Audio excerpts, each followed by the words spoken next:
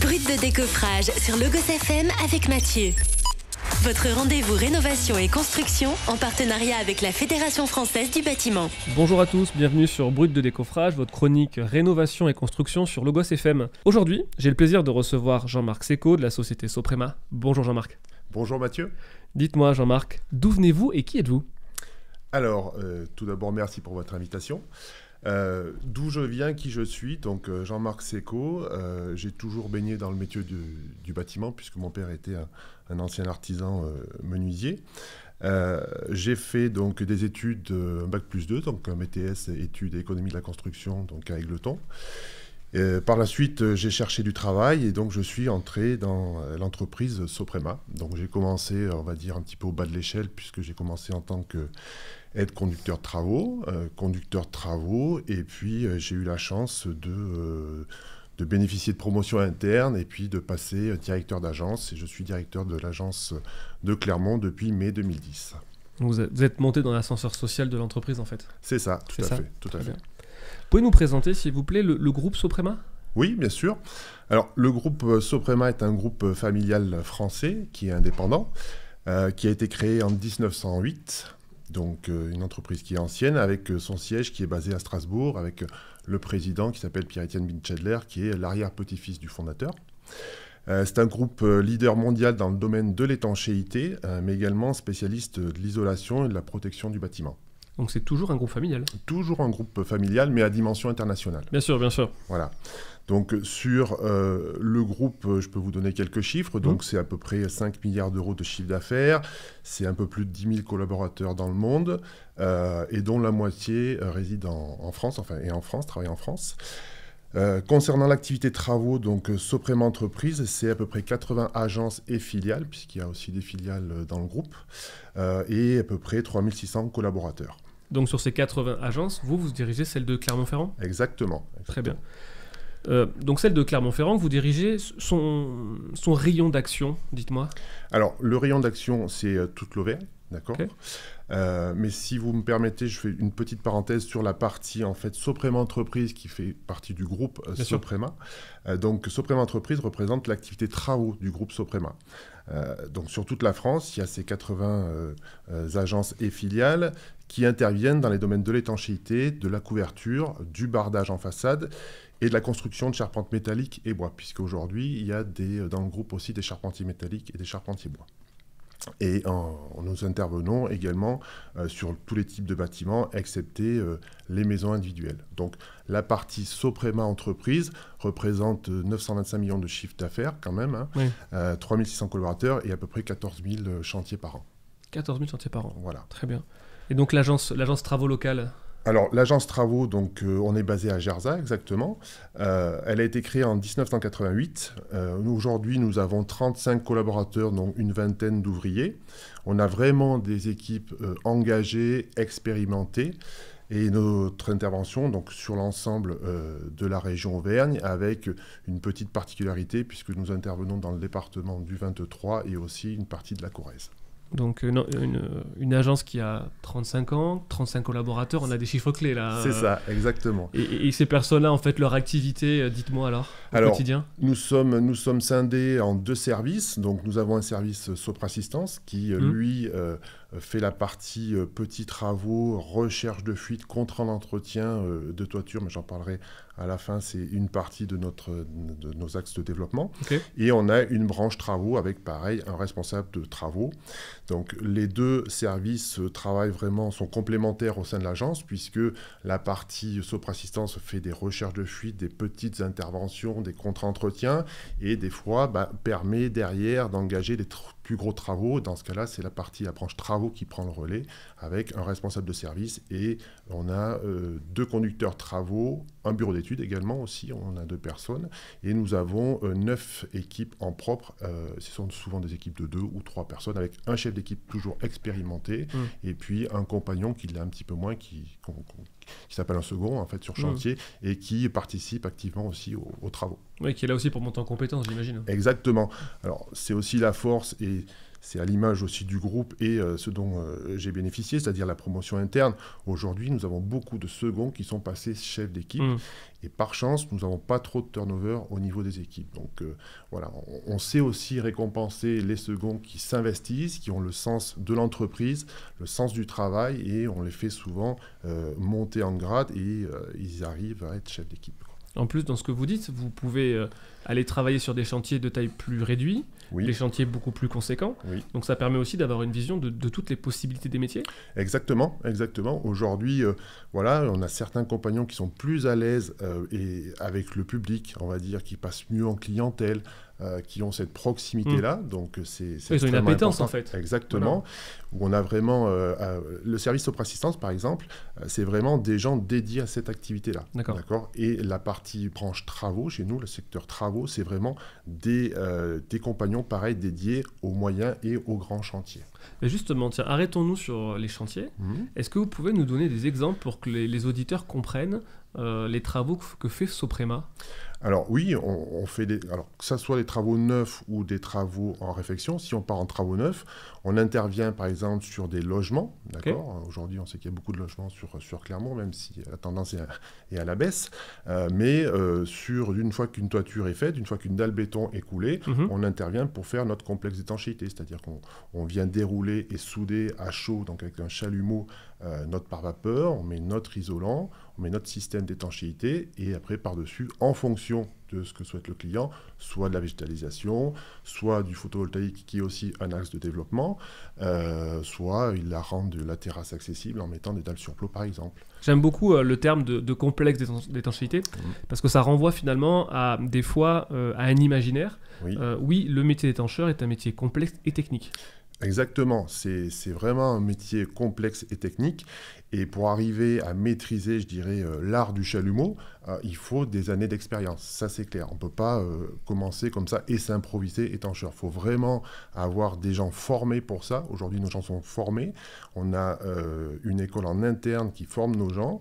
On fait passer tous les ans des réunions de sécurité, justement, pour aussi bien manipuler le chalumeau que, justement, la nécessité de sécurité en prenant les extincteurs, etc., pour le risque incendie, qui est très important dans nos travaux. Donc, tout ça fait qu'aujourd'hui, on ne peut pas s'improviser étancheur. C'est vraiment un métier technique. D'accord. Et aujourd'hui, quelles sont vos références sur le territoire ? Je suis sûr que nos auditeurs vont vous retrouver des chantiers devant lesquels ils passent en voiture ou à pied ou en vélo. Oui, alors on a quelques belles références, effectivement. Le dernier en date est le planétarium à Vulcania, qui est incontournable aujourd'hui dans ce parc à thème. C'est une très belle réalisation sur laquelle on est très fiers d'avoir participé, puisqu'on a une végétalisation, on est en plein cœur du parc des volcans d'Auvergne. On a une toiture végétalisée qui est franchement très très belle, donc on a fait d'ailleurs des opérations de com dessus. On a aussi le gymnase récemment Edith Tavert à Clermont, donc qu'on en a terminé, avec là pareil une partie végétalisation, une partie aussi de photovoltaïque qu'on a mis en place, et une solution qui est assez récente dans notre métier, c'est ce qu'on appelle le cool roof. Qu'est-ce que c'est que le cool roof ?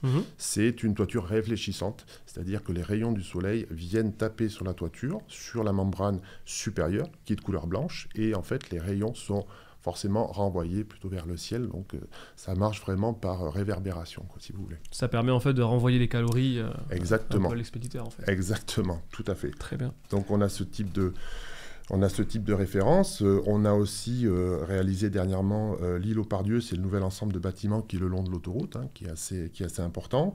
On a participé à la restructuration de l'Hôtel Dieu, à côté du Jardin Lecoq. Quelques bâtiments plus anciens, l'hôtel de région, le panoramique des Dômes. Donc aujourd'hui, voilà, on a vraiment, je pense, pris en termes d'image, en termes de croissance, puisque c'est vrai qu'avant, on était sur un chiffre d'affaires qui était, lorsque j'ai repris l'agence, à 2,5 millions. Aujourd'hui, on l'a triplé, ce chiffre d'affaires. Donc on est vraiment devenu un acteur, je pense, local important du milieu de l'étanchéité. Donc avant de vous poser une question, parce que je suis sûr qu'une société comme la vôtre a des axes de développement, ça je vous laisse y réfléchir un peu avant comment les formuler, vous recrutez ? Oui, tout à fait. J'imagine. Tout à fait. On recrute. Alors, on a la chance de travailler avec des entreprises d'insertion aussi, Oui. de bons partenaires. Je les salue d'ailleurs au passage. Il s'agit de Job Inter, puisque vous savez que quand on fait des chantiers en appel d'offres public, on doit avoir une clause d'insertion et justement Bien prendre sûr. des gens, prendre des gens en insertion. Donc, on a beaucoup en fait de gens que l'on prend en termes d'intérim et qu'on arrive à faire monter en compétences. C'est pour ça que je reviens un petit peu sur la promotion interne. Les gens qui arrivent chez nous sont formés. Franchement, on les prend en main. Ils sont toujours avec un chef d'équipe. On les forme et souvent, ils restent dans l'entreprise. Et aujourd'hui, D'accord. on a des gens qui sont chefs d'équipe chez nous et qui ont commencé en insertion. Donc, D'accord. si vous n'avez pas de diplôme, si vous n'avez pas forcément d'appétence pour les études, venez chez nous, venez dans nos métiers et franchement, on peut faire de très très belles carrières. D'accord. Donc pour leur donner envie, quels sont les 3 axes que vous allez développer dans les prochains mois, prochaines années? Alors, justement, la partie, tout à l'heure j'ai évoqué des contrats d'entretien, donc ça c'est plutôt pour la partie Sopra-Assistance. Oui. Aujourd'hui, j'ai l'habitude de dire, une toiture, ça s'entretient, c'est un peu comme une voiture. Ok. C'est vrai qu'on ne le fait pas, c'est pas rentré dans les mœurs. C'est vrai qu'on Mais l'oublie, c'est vrai. Voilà, donc il faut vraiment en tenir compte. Mmh. Aujourd'hui, si vous avez un dégât des eaux, votre assureur, la première question qu'il va vous poser, c'est est-ce que vous aviez souscrit un contrat d'entretien de votre toiture ? Si la réponse est non, vous avez peut-être des chances que votre assureur vous rembourse moins que si vous aviez déjà souscrit un Donc contrat d'entretien. on peut souscrire un contrat d'entretien Exactement, pluriannuel, bien sûr. où Bien sûr. en fait vous avez le contrat qui est signé, vous allez prévoir des passages, venir et entretenir. Exactement, Ok. c'est ça. On fait des passages sur la toiture. D'accord. On nettoie en fait, si vous voulez, la toiture, on évacue toutes les feuilles, les détritus qu'on peut trouver qui empêchent l'évacuation des eaux pluviales. On regarde s'il y a des désordres. S'il y a des désordres, on intervient sous forme de petits devis, etc. Donc vous soulagez le propriétaire On soulage en fait le de cette réflexion. Exactement. Et puis surtout, ça permet de pérenniser la toiture. Et puis si la toiture est en mauvais état, on prévient le client en disant attention, votre toiture, elle arrive un petit peu à terme. D'accord ? Il va falloir prévoir l'année prochaine, dans 2-3 ans, une réflexion, ce qui permet de lui de prévoir et de budgétiser justement une dépense future. Donc l'étancheur fait du curatif mais du préventif. Exactement. Ce qui est nouveau. Exactement. Ce qui est nouveau. Exactement, tout à fait. Donc nous, c'est vraiment un axe de développement Ok. qui est important chez nous. Deuxième axe de développement, c'est la partie photovoltaïque. Vous savez qu'aujourd'hui, on est en plein dedans. Bien sûr. Donc aujourd'hui, Soprema s'associe avec des partenaires et on arrive à répondre, si vous voulez, sur la partie photovoltaïque. Donc on pose des plots qui sont à même de recevoir, si vous voulez, les panneaux solaires. Donc plot sur toiture. Voilà, c'est Ok. ça, sur toiture. Et ensuite, avec ces partenaires, on est capable aujourd'hui de répondre à une offre globale photovoltaïque jusqu'à la pose de la centrale électrique, justement. D'accord. Donc voilà, ça c'est aussi un axe de développement. Donc ce qui veut dire qu'en fait on va plus enlever la partie toiture, on va se poser dessus. On va se poser dessus. Alors, Ok. on est justement, le groupe Soprema est en train de travailler à des solutions où avant, pour des raisons techniques, on est obligé de remplacer l'isolant, de mettre un isolant de classe, je prendrai dans les termes Bien trop sûr. techniques, mais plus durs, on va dire, Ok, hein, pour d'accord. simplifier. Mais aujourd'hui, on est en train de travailler sur des solutions en fait, qui nous permettraient de garder le même isolant en toiture. D'accord, ok. Donc ça, c'est quelque chose qui va sortir, c'est un peu une info hein, que je vous donne, Très qui va bien. sortir dans les semaines. Une ou exclue dans les brute de mois. décoffrage. C'est ça, qui va sortir dans quelques semaines ou dans quelques mois, mais l'idée, c'est de répondre tout de suite à la demande Ok. du client. Je comprends. Voilà. D'accord. Et le dernier axe de développement, c'est surtout les ressources humaines. Je crois que ça, c'est extrêmement important. Aujourd'hui, c'est comment on augmente nos ressources, comment on fidélise nos équipes, ça c'est aussi extrêmement important, et comment on augmente les compétences de chacun. D'accord. Très bien.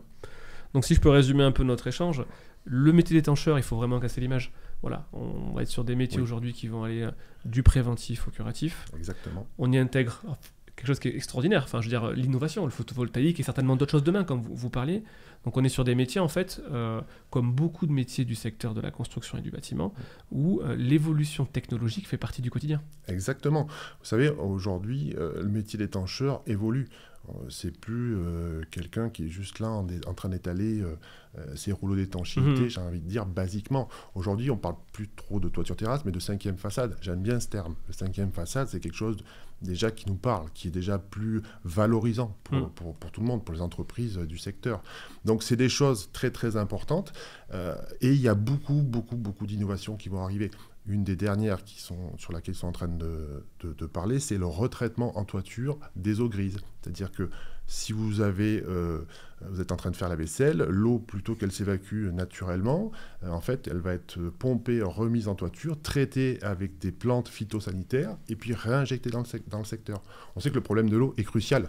Donc aujourd'hui, il y a des solutions sur lesquelles on est en train de travailler et je pense que c'est extrêmement important pour le bien commun. Donc la 5e façade fait partie des solutions qui permettront au monde de la construction de participer encore plus au développement durable. On l'espère. Très bien. Bon, je vous remercie. Merci beaucoup Jean-Marc. Merci beaucoup, merci Mathieu. Merci à tous, c'était Brut de Décoffrage en partenariat avec la Fédération Française du Bâtiment du Puy-de-Dôme. Très belle journée, au revoir. C'était Brut de Décoffrage sur le Gosse FM. Avec notre partenaire, la Fédération Française du Bâtiment.